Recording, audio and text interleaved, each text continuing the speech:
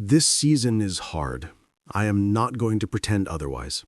Whatever version of hard you are living right now, financial pressure that does not relent, a relationship that has been fractured in ways that do not seem to mend, a grief that sits on your chest like something physical, a career that is not moving, a body that is not cooperating, a loneliness so deep and so persistent that it has started to feel like a permanent feature of who you are, rather than a temporary condition of where you are.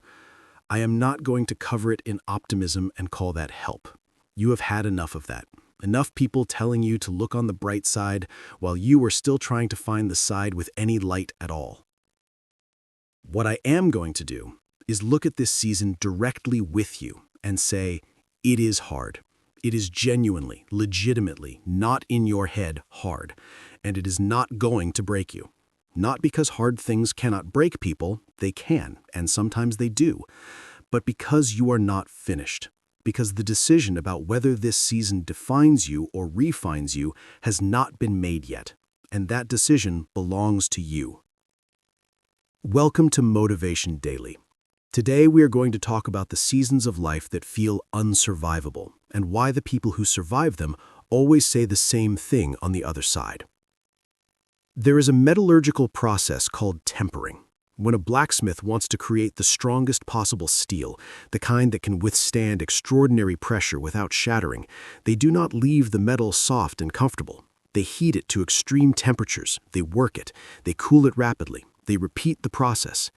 Each cycle of heat and shock and cooling removes the impurities, aligns the molecular structure, and produces a material with properties that untreated metal simply cannot possess. The sword that can cut through almost anything is the sword that has been through fire the most times. The steel that does not shatter under pressure is the steel that pressure has already visited. You are being tempered right now. Not punished, not abandoned, tempered.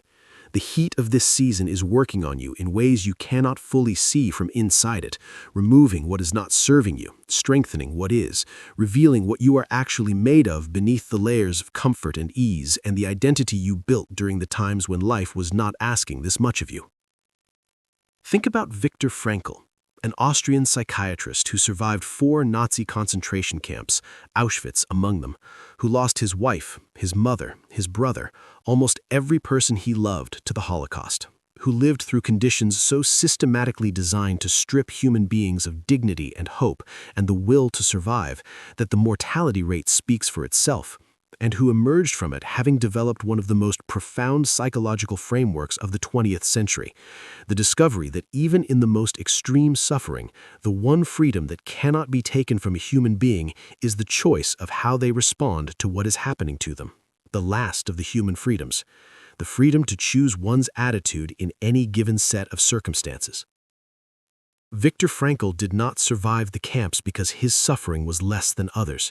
He survived because he found meaning in it, because he decided that if he lived, his experience would become a gift to the world, a map through suffering that others could follow. His book, Man's Search for Meaning, has sold over 12 million copies. It is one of the most important books ever written, and it was written by a man who had every reason the world could possibly offer to be broken, and who chose, in the middle of the unsurvivable, not to be. That choice is available to you, right now, in whatever you are currently surviving. Or think about Malala Yousafzai, a 15-year-old girl in Pakistan who was shot in the head by a Taliban gunman for the act of going to school and speaking publicly about the right of girls to be educated. Shot in the head, left for dead on a school bus. She survived against medical odds if her doctors described as almost non-existent, and when she recovered, when she came back from the thing that was designed to silence her permanently, she did not come back quieter, she came back louder. She stood before the United Nations at 16 years old and delivered a speech that moved the world. She became the youngest Nobel Peace Prize laureate in history. The bullet that was meant to end her became the thing that amplified her voice beyond anything it would have reached without the attack. The season that was designed to break her became the season that proved she could not be broken. Now let me speak to someone whose story will never be on a world stage. A man named Raymond who lost his business, his marriage, and his home within 18 months. Not through recklessness, through a combination of economic circumstances beyond his control and the pressure that sustained financial crisis puts on a relationship until the relationship cannot hold. He lost all three in the sequence that felt most cruel: the business first, then the marriage that unraveled in the wake of the financial stress, then the house that could not be kept once the marriage was over. 18 months that dismantled everything he had spent 15 years building. He told me, not literally, but in the way that people's stories tell us things, that there were days during that period when he sat in a rented room with almost nothing and genuinely could not see a single reason to keep going. That the losses had accumulated into something that felt less like a setback and more like a verdict.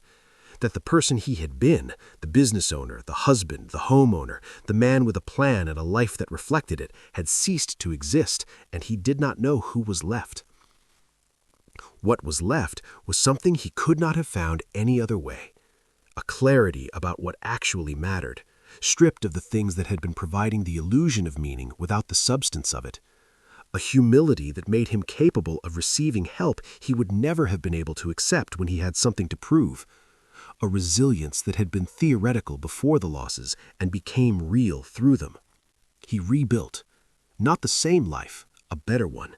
Smaller in square footage, larger in purpose. Less impressive from the outside, more alive from the inside. He says now that he would not go back, not because the losses did not hurt, because the person he became through them is worth more than everything he lost. That is what seasons do when you refuse to let them break you. They build something in you that the comfortable life never could have built. They reveal a self that the easy years kept comfortably hidden.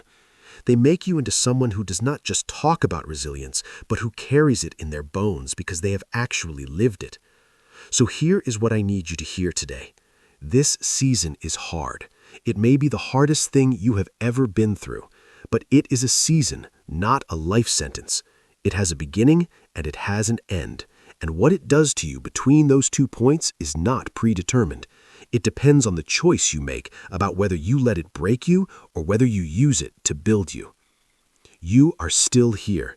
That means the season has not finished what it came to do in you. Do not let it break you. Let it temper you. Let it make you into the kind of steel that does not shatter. The other side of this season is coming, and the person who arrives there will be someone the current version of you cannot fully imagine yet. Hold on. Share this with someone who is in a hard season and needs to know it is not the end of their story. Subscribe to Motivation Daily. We show up every day for the people who are still in the middle of it. Drop a comment and tell me, what is one thing this hard season has taught you or built in you that you could not have developed any other way? Your answer is the proof that the tempering is working. Let's go.